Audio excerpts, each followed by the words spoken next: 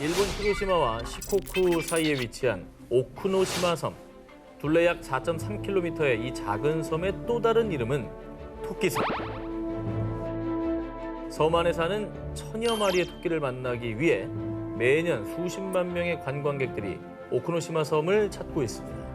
아니 그 섬의 둘레가 4.3km면은 여의도보다도 훨씬 작은 거거든요. 근데 그 안에 토끼가 1,000마리가 있는 거니까. 근데 이 작은 섬에 유독 토끼가 많은 이유가 뭐가 있을까요? 전해지는 바에 따르면요, 과거 오쿠노시마 섬에는 20명 남짓의 주민들이 살고 있었는데요. 그런데 제1차 세계대전 이후 갑작스레 오쿠노시마 섬을 찾은 일본군들이 주민들을 섬 밖으로 내쫓은 뒤 급기야 일반인의 출입을 금지했다고 합니다.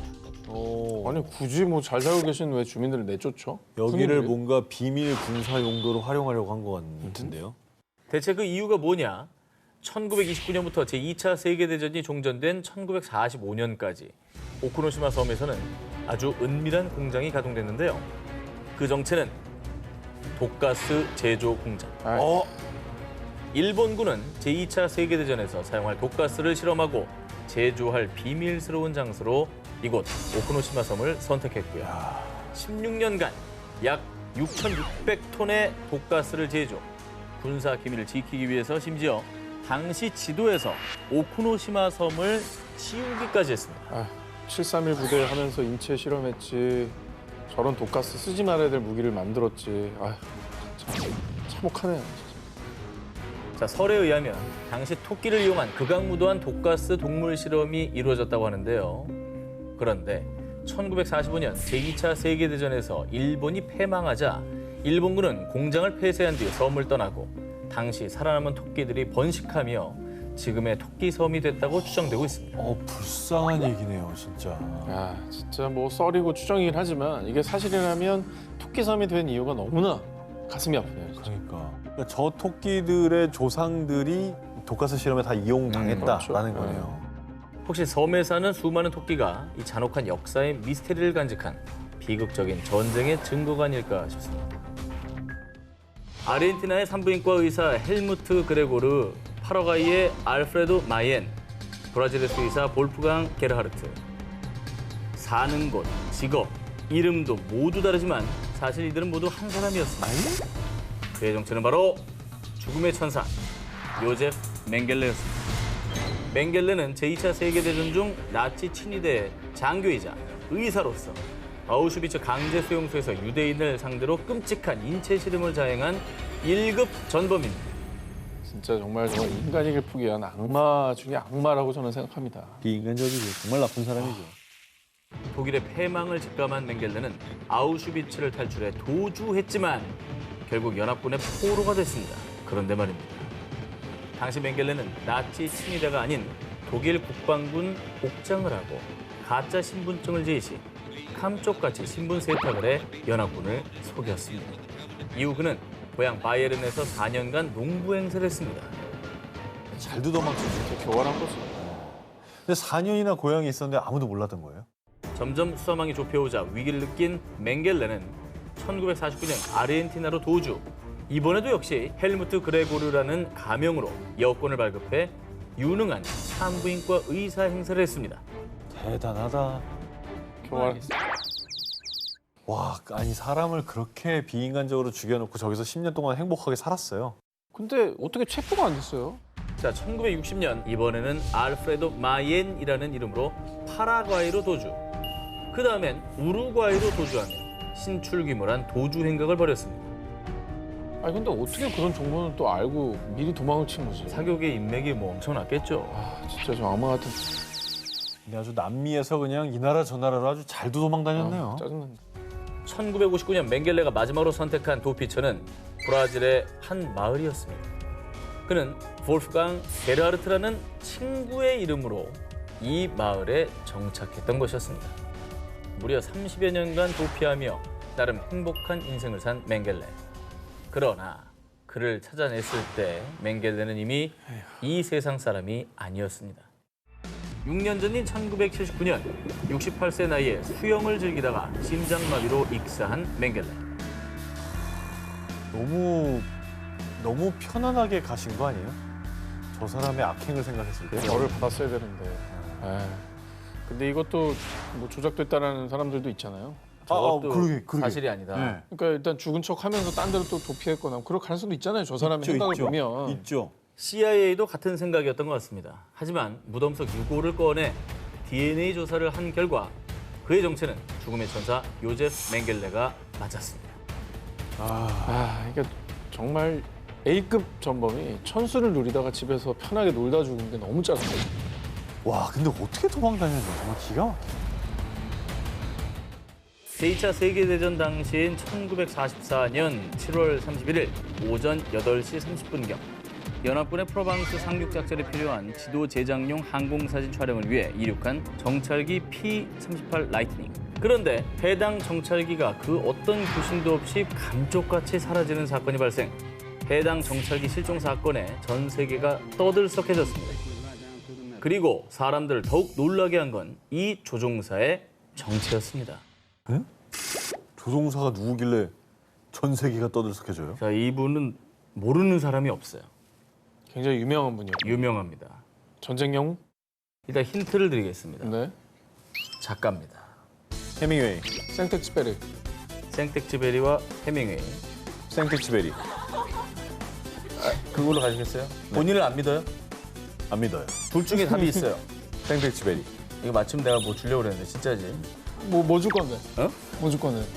5천 원 주지 뭐. 실종된 조종사의 정체는 바로 앙투안 드 생텍쥐베리입니다.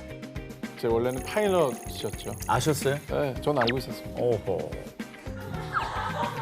1939년 육군 정찰기 조종사로 활동한 뒤 국제우편 항공기 조종사로도 일한 베테랑 조종사였던 생텍쥐베리. 베테랑이었던 그가 아무런 무전도 없이 사라진 데다가 심지어 그 어디에서도 그의 시신이나 정찰기의 파편조차 발견되지 않자 그의 죽음에 대한 다양한 추측이 제기됐습니다. 이게 사실 경력이 되게 많은 베테랑이었거든요. 네. 뭔가 소설처럼 사라지셨어요. 그러니까 무전도 없이. 그러니까. 네. 감쪽같이. 그렇죠. 어디로 가신 걸까? 자, 먼저 생텍쥐베리의 자살설이 돌기 시작했습니다. 그의 지인들은 생텍쥐베리가 평소 우울증을 앓아왔다고 증언했고요. 그리고 그의 작품을 사랑하는 독자들은 그가 작품 속 어린 왕자처럼 그의 별을 찾아 자살한 것이 아니냐라고 추측을 했습니다. 사실 뭐 작품 속에 여러 가지 의미를 많이 담겨져 있잖아요. 판타지도 있고 또 약간 쓸쓸하기도 해서 네. 죽음에 대한 뭔가 환상적인 의미 부여를 하기가 쉬울 수밖에 없을 것 같아요. 그런데 말입니다. 그가 실종된 지 54년 뒤인 1998년 프랑스 마르세유 인근에서 조업 중이던 한 어선의 그물에 은팔찌 하나가 감겨 올라왔습니다. 거기에 앙투안 드 생텍쥐베리라는 이름이 선명하게 오, 새겨져 있었고요. 인식표가 있었네. 그렇죠. 2004년 생텍쥐베리가 탔던 정찰기의 제조 번호가 찍힌 부품까지 발견되며 실종 60년 만에 미스테리했던 그의 죽음의 진실이 밝혀지는 듯 했습니다. 그런데 2008년 한 남성의 충격적인 고백. 제가 생텍쥐베리의 정찰기를 격추했습니다. 독일 공군 조종사였던 호르스트 리페르트가 1944년 7월 31일 프랑스 남부 해상을 비행하던 중 P-38 라이트닝을 발견하고 격추했고 이후 라디오 방송을 듣다가 자신이 격추한 비행기 조종사가 생텍쥐베리였음을 알게 됐다고 인터뷰한 것이죠. 왜 하필 또 시간이 한참 지나서 60년이 지난 2008년에 이걸 또 밝힙니까? 이번 특종은 사진부터 공개해 드리겠습니다. 자, 두 기자님은 지금 사진 속에 보이는 이 물체가 어떤 걸로 생각되시나요? 우주선이요. 딱 발사하게 생겼는데 밑에? 항공우인가? 종 모양이라고 해서 실제로 벨이라는 이름이 붙여진 이 비밀스러운 물건의 실체를 지금부터 파헤쳐 보겠습니다. 때는 2000년 폴란드의 군사 전문 저널리스트 이고르 위트코우스키는 익명의 폴란드 정보 요원으로부터 비밀 프로젝트 문건을 입수. 그 충격적인 내용을 공개하며 저 벨의 존재가 처음으로 세상에 드러났는데요. 아, 근데 이 벨의 용도가 어쨌든 되게 궁금하네요. 인공위성을 쏘아 올려가지고 연합군의 움직임을 다 관찰하려고 한 거죠. 저걸로? 네. 자, 놀랍게도 이 벨은 제2차 세계대전 당시 나치가 직접 개발, 완성이 임박했던 비밀 장치였습니다. 제2차 세계대전 종전 이후 체포된 나치 친위대 장군 자콥 스프렌베르크에 따르면요. 나치에서는 배를 연구한 프로젝트를 디글로케라고 불렀습니다. 제2차 세계대전 당시 1000톤급 메가탱크, V2 로켓 등 신무기 개발에 전력을 다했던 나치는요. 특히 이 배를 완성시키기 위해 당시 최고의 과학자들과 엔지니어들을 투입, 아주 비밀리에 연구를 진행했다고 하는데요. 뭐야? 일명 디글로케라는 암호명으로 불린 벨의 정체는 바로 타임머신. 이게 어떻게 이리 오고야? 아, 엽기적인 그녀야? 아니 죄송한데 그건 타임캡슐이고요. 이게 그러니까 타임머신. 대만에서 아, 타임캡슐. 한 2년 머신. 한 2년 전으로 돌아가서 이게 역사적인 그녀입니까? 벨의 작동 원리를 설명해 드리면요. 단단한 금속으로 둘러싸인 벨의 내부는 수은으로 가득 차 있는데요. 두 개의 실린더가 서로 다른 방향으로 빠르게 회전하면서 시공간의 왜곡이 발생, 그렇게 생성된 시간의 터널을 통해 과거 또는 먼 미래로 이동할 수 있고요. 심지어 반중력 시스템을 이용해 달, 화성 등 우주에 도달하는 것도 가능했다고 합니다. 프로젝트 한 취지가 너무 소름 돋는다. 노르망디 작전 한 3시간 전에만 돌아갔어도 몰살이죠. 진짜 알 수 없는 거예요. 2010년 10월 15일 미국 텍사스주 엘패소 상공의 UFO 출현. 2010년 11월 4일 UFO 출현으로 중국 항저우 샤오산 공항 폐쇄. 전 세계 곳곳에서 발견된 UFO. 그런데 이 UFO들이 외계인의 소행이 아닌 나치의 비밀 프로젝트의 일환이라는 의혹이 있습니다. 그러니까 만약에 UFO처럼 속도도 우리 현재 기술보다 훨씬 빠르고 막 방향 전환도 급격히 되는 그런 종류의 비행 물체를 만들었다면 필승이죠. 그러면 하늘을 장악하는 거지 완전히. 시공간을 넘나드는 거네. 그럼요. 아무도 못 따라오죠 그러면. 제2차 세계대전 말 독일의 폐색이 짙어가던 시기에 히틀러는요. 지금 전쟁에서 우리 독일이 비록 밀리고 있지만 최후의 부대가 남아있다. 그들이 존재하는 한 우리는 패망하지 않는다. 여기서 최후의 부대, 일명 라스트 바탈리온이 세계를 다시 점령하는데 근래에 발견되고 있는 UFO들이 나치의 라스트 바탈리온이 만들어낸 비밀 무기라는 겁니다. 실제로 나치 친위대 에너지 연구부서에서는 1935년도부터 과학자들을 대거 투입, 비행 접시 개발에 박차를 가했고요. 결국 하우네부라는 이름의 비행 접시 개발에 성공했다고 전해지는데요. 야 이게 성공했다고? 그렇죠. 일단 생긴 거는 우리 맨날 사진에 나오는 그 UFO 발견했다, 목격했다 그 사진에 나오는 거랑 똑같긴 해요. 똑같네, 진짜. 이게 공문서입니다. 공상과학 영화 같아. 자, 이런 각종 소문을 통해서요. UFO는 나치가 세계를 점령하기 위해 개발한 비행 접시일 것이라는 주장이 지속적으로 제기되는 상황. 그리고 2004년 12월 5일 독일의 대표적인 비일간지에서는 UFO는 제2차 세계대전 당시 히틀러와 나치가 개발한 비행 물체였다라고 보도했고요. 심지어 독일의 공영 방송사에서는 나치의 UFO 의혹에 대한 다큐멘터리를 제작. 당시 나치가 개발한 비행 접시가 시험 비행하는 모습을 방영하기도 했습니다. 우와, 어머. 그러니까 이런 식으로 사진으로 나오면 딱 UFO 아니냐고. 아니, 독일 대표 일간지하고 공영방송사에서 보도할 정도면 뜬구름 잡는 얘기는 아니에요. 신빙성 있는 얘기예요, 지금.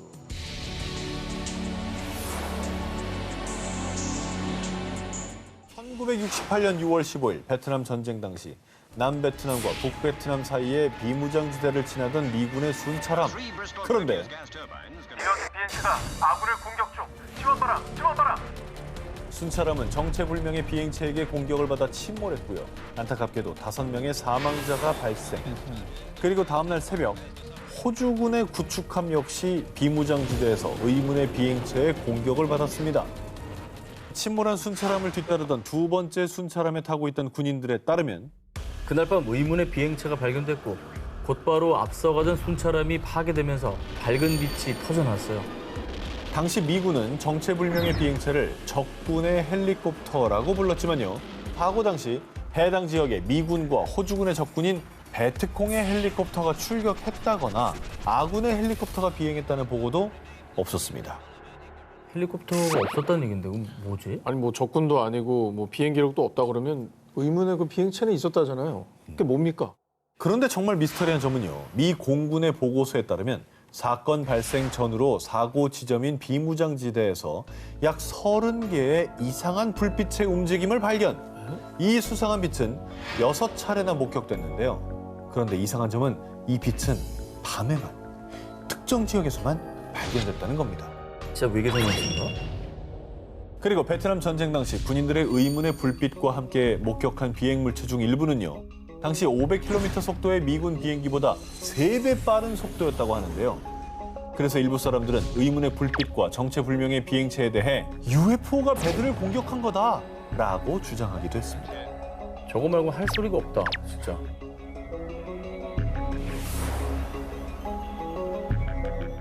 (1941년 12월 7일) 일본이 미국 하와이 진주만을 기습 공격한 진주만 공습 사건.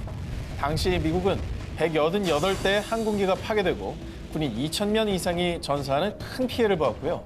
역사상 최초로 자국의 영토가 공격당한 것에 큰 충격에 휩싸였습니다. 미국인들의 자존심에 엄청난 스크래치였던 거죠. 자국의 영토가 공격을 당했으니까요. 결과적으로는 저 진주만 습격 때문에 미국이 2차 대전에 참전을 한 거니까. 미 전역이 전시태세에 돌입, 잔뜩 긴장한 가운데 한 광고가 논란의 중심에 섰습니다. 보시죠. 뭐야 이거? 주사위 아니야? 진주만 공습이 있기 16일 전인 1941년 11월 22일 한 잡지에 실린 이 주사위 게임 광고가 사실은 진주만 공습을 예고했다는 겁니다. 아니 저게 예고라고? 왜 그렇지? 누가? 흰 주사위에는 XX, 12, 24라는 문자가 또 검은 주사위에는 0, 5, 7이라는 문자가 쓰여 있죠. 어? 자, 여기서 XX는 죽음을 상징하고 주사위에 새겨져 있는 숫자 12와 7이 진주만 공습 날짜인 12월 7일을 의미한다는 겁니다. 게다가 탐조 등의 밤하늘을 비추는 듯한 그림과 함께 이런 글이 실려 있었습니다. 우리는 당신이 공습 대피소에서 긴 겨울밤을 보내지 않기를 바랍니다. 저기 밑에 있네. 가공식품, 양초, 물병, 비타민 등도 잊지 마세요. 어머. 아니 근데 사실 미국은 공습 대피라는 개념이 없었어요. 미국은 저건 영국이나 프랑스 애들이 주로 있었던 거고. 자국 영토가 공격당한 적이 없습니다. 그럼. 저 그림 자체도 대피소에 있는 모양 아니에요? 이렇게 좀 어두컴컴한 데서 모여서. 사건의 심각성을 인지한 FBI가 조사에 투입. 광고를 낸 잡지사를 조사했습니다. 네. 그런데 광고 사본이 잡지사에 전달될 당시 이를 의뢰받은 직원은 누가 광고를 의뢰했는지 기억하지 못했고 어? 수수료 없이 현금으로 전달을 해 아무런 기록이 남아있지 않았던 겁니다. 냄새 나네, 냄새 나. 아, 냄새 난다. 어쨌든 일리가 있다고 생각하니까 FBI가 사건에 관여를 했겠죠. 그렇습니다. 네. 자, 그렇게 사건이 미궁에 빠지려던 찰나 실체를 알 수 없었던 광고 의뢰인의 정체가 드디어 밝혀지게 되는데요. 누구예요? 누구? 해당 광고가 실린 또 다른 신문사에 광고 수정 요청 연락이 온 겁니다. 오! 그러나 그는 이미 사망한 상태. 자, 신문사에 연락을 한 건 그의 아내였습니다. 그 주사위 광고는 단지 홍보 목적이었을 뿐이라고요. 남편이 게임 광고를 만들 당시 본인도 함께 디자인에 참여했다며 진주만 공습 예고서를 부인했지만요. 사건에 대한 의혹은 여전히 풀리지 않고 있습니다. 공습 2주 전에 이제 광고가 게시된 것도 이해에 불구하고 광고를 만든 사람도 사망했다 그러고. 저기 진짜 이상한 그림이라니까.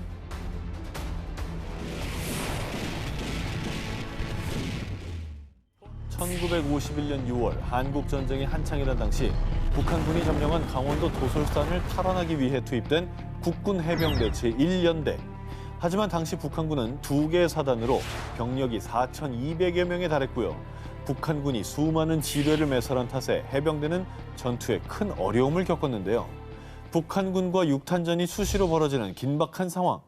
그런데 설상가상으로 전투 중에 적에게 다량의 무전기까지 빼앗기는 사태가 발생. 아, 어떡하냐. 적군이 우리나라 말 다 알고 있는 상대 아니겠습니까? 뭐 통신 체계를 다 바꿀 수도 없는 거고. 갑자기 어떻게 바꿔? 그러니까. 그런데 말입니다. 수적 열세와 작전 노출에도 불구하고 도솔산 전투는 우리 국군의 승리로 끝나는데요. 그렇다면 과연 우리 군인들은 어떻게 이 위기를 극복할 수 있었던 걸까요? 실제로 작전 유출로 인해 폭격에 실패하는 일이 발생하자 해병대는 작전 보안을 유지할 수 있는 방법을 고민하기 시작했는데요. 그리고 이때 아, 그래. 우리한테도 비밀 병기가 있었어. 적의 감청으로부터 작전 보안을 지켜내기 위해 당시 대대장이었던 공정식 사령관이 기막힌 비책을 떠올리는데요. 글로쭉 가다 보면 큰 소낭이 나옵니다게. 그 그 뒤서 또 다른 배으로 돌아선 도로 공격소. 제주 말이야. 제주 말이지. 혼자 없어 얘. 이 도솔산 전투 비밀 무기의 정체는 바로 제주어 교신. 야, 진짜 북한도 진짜 머리 깨졌겠다 진짜. 이 알아는 뭔 듣겠는데. 소리나 애가. 그러니까 이게 한 30%가 캐치되니까 더 짜증나는 거지. 아예 안 들리면 상관이 없는데. 조사나 뭐 중간중간에 주어나 이건 들리잖아. 뭐좀 가서까지는 알겠어. 근데 뭐 소멍서 돌아가면서 뭐 이러는데 뭔 소린지 모르겠잖아. 야, 더 짜증나, 더 짜증나. 들으면 글로 쓸 수는 있어요. 아, 쓸 수는 있지. 뭔 얘기인지 모르지. 야, 그 아이디어 어떻게 그 생각을 진짜 하셨지? 이제. 평소 전쟁사를 즐겨 읽던 공사령관은 태평양 전쟁 당시에 미군이 인디언 나바호족의 언어를 암호로 사용했던 것을 떠올려서 아이디어를 냈다고 하는데요. 뭐야, 너 역시. 다행히 당시 해병대 주축이었던 해병 3기와 4기생 대부분이 제주 출신이어서 비밀스럽게 제주어 교신이 가능했던 겁니다. 야, 또 북한군은 제주 출신이 오히려 적을 수밖에 없잖아요. 여긴 거의 없다시피 하지 않아요? 지리적으로. 그렇게 도솔산 전투는 17일간의 혈전 끝에 북한 인민군 2,263명을 사살하고 북한군이 점령했던 도솔산을 탈환하며 한국 해병대의 대승리로 끝이 났고요. 도솔산 전투의 승전을 이끈 제주 출신 군인들의 비밀 작전은 승리의 역사로 전설처럼 전해지고 있습니다. 알았어.